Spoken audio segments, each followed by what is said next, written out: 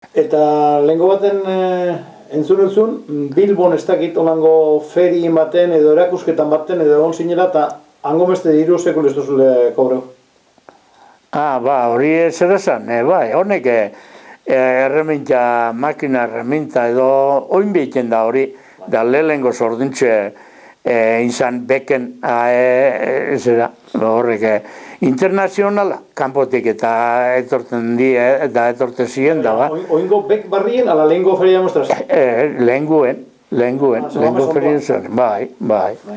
Da ba, haintxe, eta orduan ba, etorri barren nengun Australiatik eta gaztabrezku behiten da, eta ba, honek, bankuek etorri zaten, eta horrek biolatala, baina zelan da, bai, hane ondo paukotzu, da, haintxe, zerien publikun aurrien gaztabrezku behiten, eta, bale,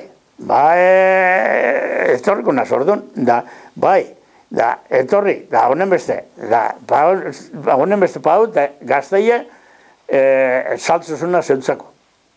Ze horrek, beizek orduan, hori zan udeguna.